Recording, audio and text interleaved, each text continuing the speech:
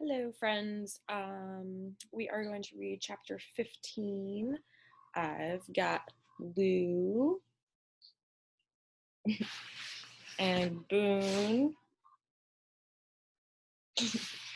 And yeah, chapter 15. So make sure you have your reader's notebook. Here's mine, and your book, or you're just watching the video.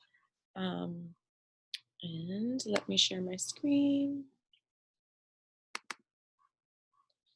I also found a section in the book with vocabulary words, which I'll post in our Google Classroom, but I know some of you have been asking what these words are, mean, because some of them are kind of words that were used during the specific historical time period, and we don't really use them anymore, and some more of like slang. So like one, for example, is apple-pated, foolish or silly. So remember they called Ruth apple-pated. Breeches, we don't call our pants breeches anymore. So a whelp is an insulting term for a boy. So I will put this in Google Classroom, might help us out when we come across words that we can't figure out. And part 2, chapter 15.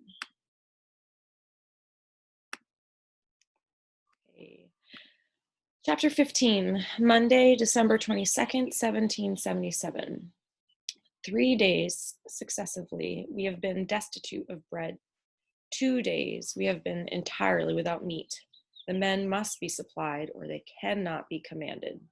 That was Rhode Island General James Varnum's report to George Washington in the early days of Valley Forge.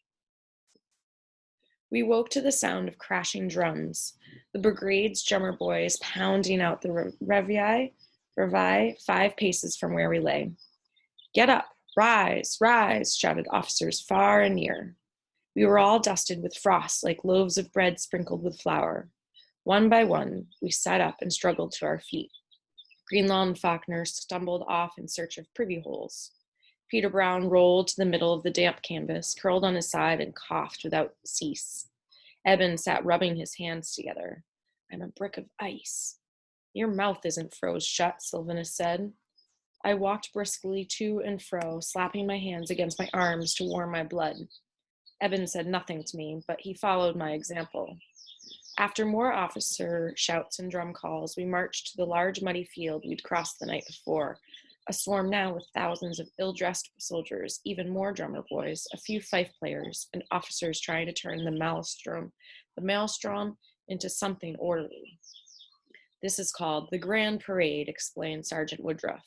It was neither grand nor a parade, but I kept that notion to myself.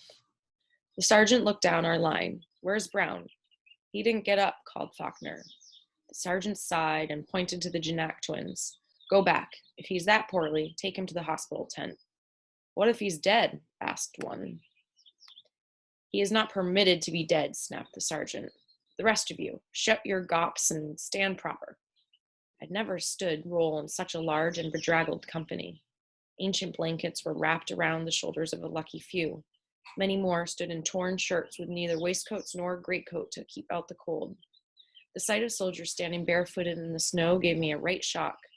My own toes, warm and dry in my British boots, curled in horror. I blew on my stiff fingers and stuck them in my armpits to warm them up. How many days could a fellow go shoeless in the snow before the cold killed his toes and the doctors had to cut them off? Sergeant Woodruff took our company's report. 14 present, 2 present but unable to appear at roll, and 4 sick to a lieutenant. He returned holding a cloth bag close to his chest.